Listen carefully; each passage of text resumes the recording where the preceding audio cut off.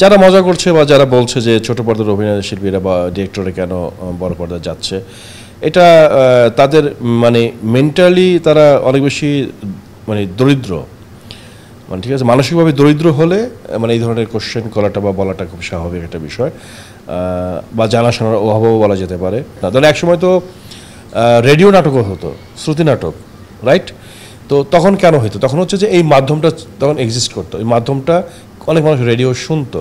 এই কারণে এখন মানে পৃথিবী অনেক এগিয়ে গেছে, এবার এখন তো ফিল্ম তো মানুষের হাতে মুঠোয় চলে আসছে। ধরেন এই যে ওটিটি বলবো যেই বলেন, ওই কারণে ধরেন যে ফিল্ম তখন হাতের মুঠোয় চলে, মানুষ মোবাইলেও দেখতেছে।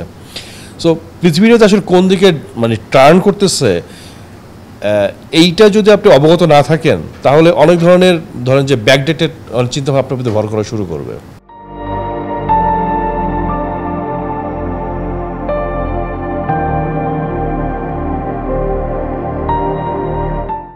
আর মাঝে মাঝে আমার এটা মনে হয় যে আমাদের জেনারেশন সবচেয়ে লাকি জেনারেশন।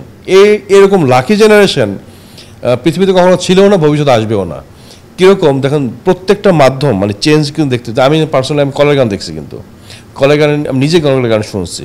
তো কলের গান থেকে শুরু করে ফ্লপি, সিডি, ডিভিডি, এই পেন ড্রাইভ, এবারে যে মানে রেডিও, টেলিভিশন, ফিল্ম, এত ধরনের যে চেঞ্জ সব কিন্তু আমরা দেখতে পাচ্ছি। তো এই চেঞ্জটা আপনাকে মেনে নিতে হবে আপনি যদি আধুনিক হন। আর কালচার কি, আমাদের মূল কাজ স্ট্রিট টেলার বা আমরা যারা আমাদের কালচারকে আসলে রিপ্রেজেন্ট করি। কালচার কি? কালচার হচ্ছে আপনার প্রতিদিন লাইফস্টাইলের সাথে যে চেঞ্জটা আসে ওটার সাথে অ্যাডজাস্ট করে নেয়, এটাই তো কালচার। তো এখন পৃথিবী যেদিকে যাচ্ছে হবে সেদিকে যেতে হবে। পিছিয়ে যে কোনো ওয়ে আছে? কোনো ওয়ে নাই।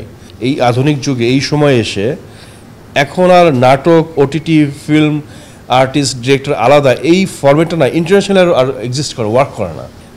অভিনয়শিল্পী সে নাটক অ্যাক্টিং করতে পারে, সে ওটিটি অ্যাক্টিং করতেছে, সে ফিল্মে অ্যাক্টিং করতেছে, এই ধারণাটা এখন আর নাই।